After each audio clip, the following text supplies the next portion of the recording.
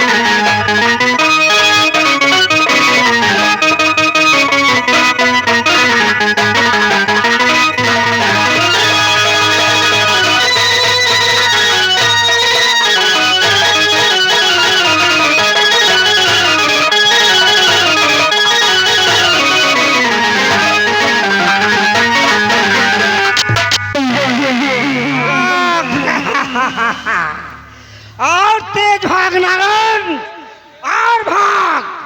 कसम बाबा की, ये नागन नहीं जा पाएगी।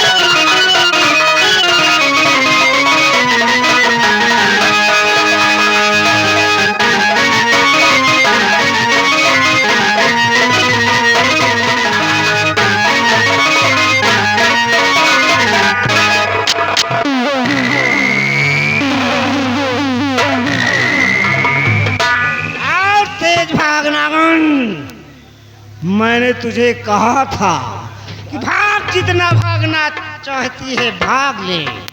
अब तू नहीं भाग पाएगी और इसी तरह जमीन पे पड़ी रहेगी, खड़ी नहीं हो पाएगी। नागन, अगर मैं चाहूं तो तुझे यहीं पागल बनाकर छोड़ दूं और तेरे पति को, हरामजादे को ले जाकर मड़ैया पे मिड़ोर दूं और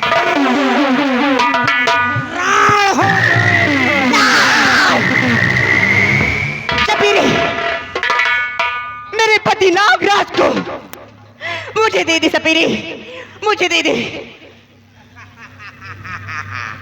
नागन, और भाग और मेरा रास्ता छेड़। हरामजादी कानी नागन, तेरे पति को तुझको दूंगा नहीं, बल्कि इन लोगों के कहने से मिला दूंगा। मेरे पति को मुझसे मिला देगा। सच मिला दूंगा, और मेरी शर्त है नागन। शर्त? कैसी शर्त है तेरी? तुझे जलती हुई आग खाना होगा और आग की दरिया में नेत्र करना होगा।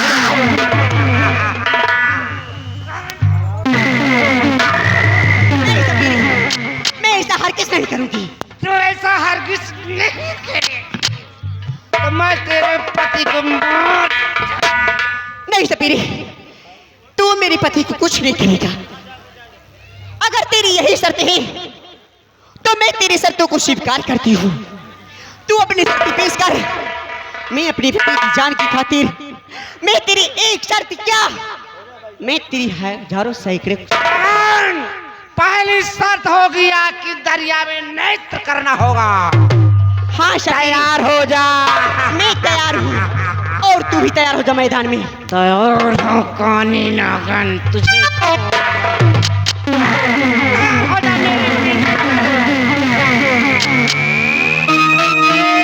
जगीर की दरिया में नागन करना होगा। तैयार हो जा नागन।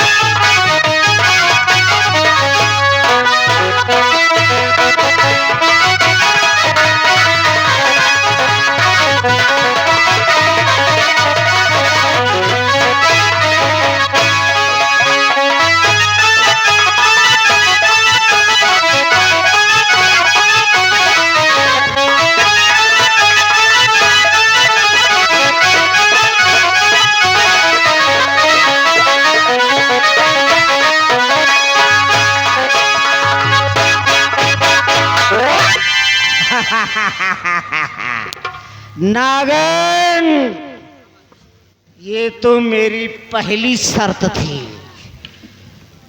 दूसरी शर्त होगी, तुझे जलती हुई आग खाना होगा।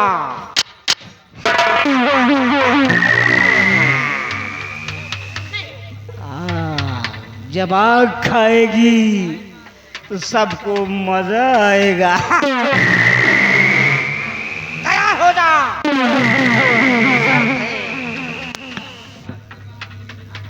शबीरी, मैं अपनी पति की जान की खातिर मैं तेरी दूसरी भी शर्त स्वीकार करूंगी।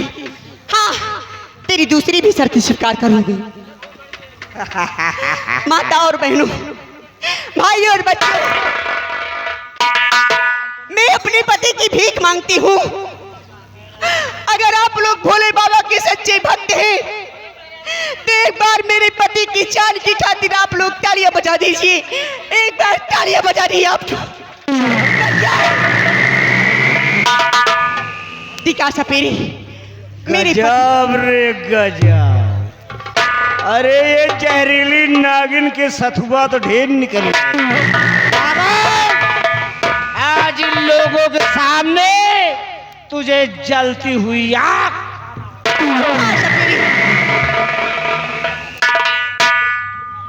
बजाओ आप लोग तालियां। और ये बज्जोद नागन कैसे जलती हुई आग का गोला खाएगी।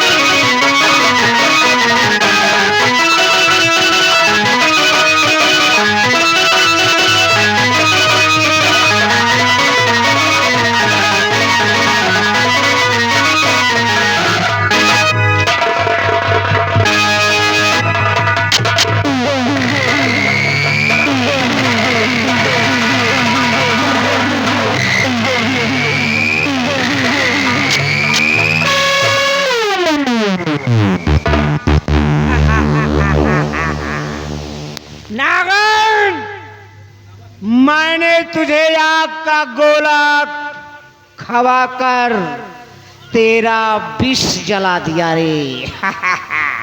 अब तू दुनिया में किसी काम की नहीं रही नागन। और ये जादूगर सपेरा ये तो चल रहा है।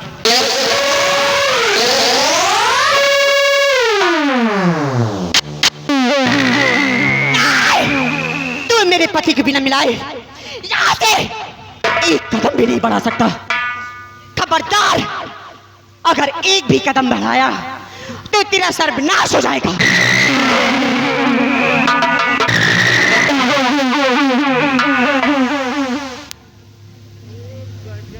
मैं तेरी दो प्रतिज्ञा लेने के पहले मैं भी तुझसे सोच रखी थी कि मैं भी एक, अगर तू दो शर्त निभाएगा तो मेरी भी एक शर्त है। तू मेरे पति नागराज को मुझसे वादा किया था ना कि मैं तेरे पति नागराज को दूंगा तो नहीं लेकिन मिला दूंगा। मिला दूंगा? अरे मेरे अड्डे पे आ जाना और तुम दोनों रहोगे वही मणि निकाल कर तुझे दे। नहीं सपेरा, ये तो तेरी चालाकी हुई है कि मुझे अड्डे पे बुला रहा है। तुमने सब जनता के सामने प्रतिज्ञा किया था और वादा किया था कि मैं तेरे सपेरे को मिला दूंगा। तो आ गई है तेरी बारी, तू मेरे पति नागराज को मिला दे। अगर ये सपेरा बिना मेरे पति को यहाँ से मिलाया जाता है क्या कर लेंगे ये लोग? तो जिसके हाथे जूते चप्पल लगे और या ईंट पत्थर लगे उससे इसकी स्वागत कर देना। इस मंगापुर से ये सपेरा जाने ना पाए। अगर ये सपेरा आया तो इस गांव की नहीं तुम सबकी तौहीन होगी। रानी नागिन के कहने पे आप लोग कुछ नहीं ऐसा करना। अगर आप लोगों ने ऐसा कुछ किया तो सबको अंधा बना दूंगा। और मैं चल रहा हूँ।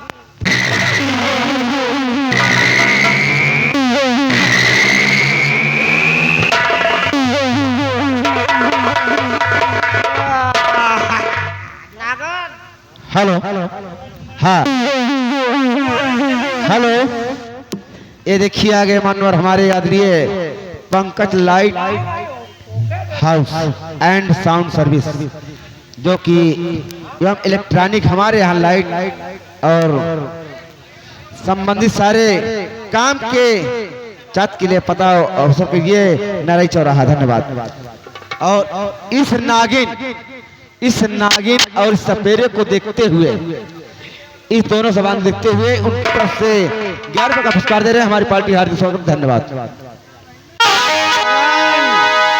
बोल इन लोगों से तालियां बजाएं और मैं तेरे पति को तुझसे मिला दूंगा। बजाओ तालियां आप लोग। मेरे पति नागराज को देखिए, मेरे पति नागराज को देखिए। अब मैं तेरे पति को लेकर चला जाऊंगा। नहीं, खबरदार अगर यहाँ से गए तो। अरे नागन, चल तैयार हो जा।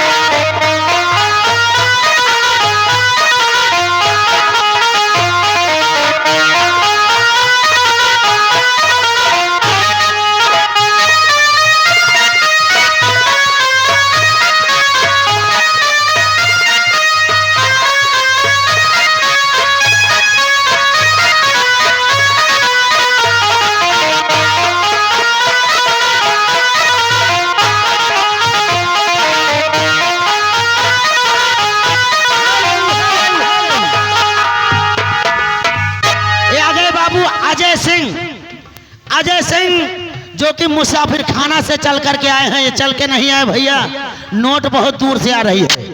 551 रुपए इनाम दे रहे हैं अजय भाई साहब को हमारी पार्टी की तरफ से बहुत बहुत धन्यवाद।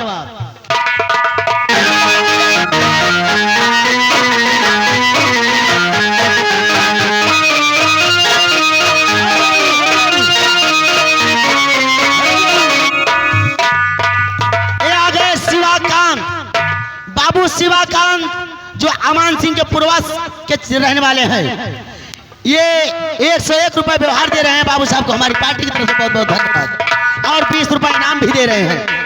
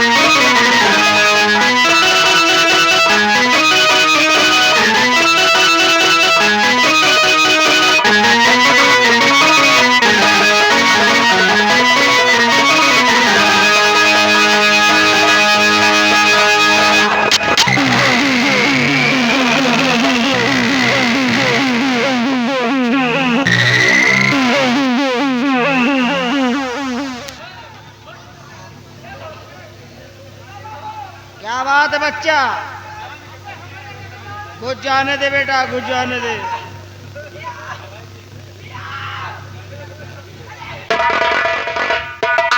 घुस जाने दे बेटा। चेला बाबा ई तो हमका लागत समझली। बाबा इका जल्दी पकड़ा, हमारे पे बेटा ये जगह ढूंढ रहा है जगह। बाबा, हे बाबा सही बता, तू से कसम भगवान से मिरोरे खाता है। ए बाबा बोल बेटा, हम भाग जा भी जंगल में। ए बाबा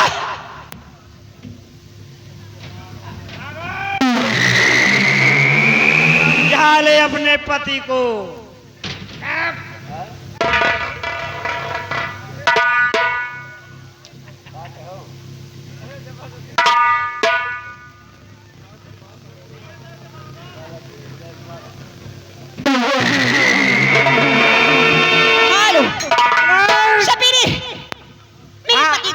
आ जाना मेरे अड्डे पर। कहाँ पर आना होगा? भैयन की कोट आ जाना। और मैं तेरे पति को दे दूंगा। मैं तो सोची तू डेरा बदल देगा। कम कुछ मुसाफिर ऐसे होते हैं, कुछ सपेरे ऐसे होते हैं कि दिन पर दिन डेरा बदलते रहते हैं, लेकिन तू उसमें से एक है कि तेरा डेरा चेंज नहीं होता। मेरा डेरा कभी नहीं चेंज होगा। ऐसे हजारों नागिन मिलती रहे। हेलो, ये आ गए मनीष भाई नौटंकी मालिक, जो कि ग्राम भिखनापुर रहने वाले हैं। भैया की तरफ से 20 रुपए के नाम पार्टी कोर्ट से धन्यवाद। एक कंटे परी नागिन क्या है? हे ई कौन तोर पति आए एकदम मौते का भूखा है का? क्यों? इतने पति में तुम्हार कौनो पति मुहे से नहीं पकड़ी समका, लेकिन ये ऐसा पति तुहार हमका लागत कौनो दुश्मनी है का? ये असला पति है। ये आगे अमरजीत देवी के पुरवा के रहने वाले हैं। ये भाई साहब इस सीन को देखते हुए 13 रुपए का स्पेशल इनाम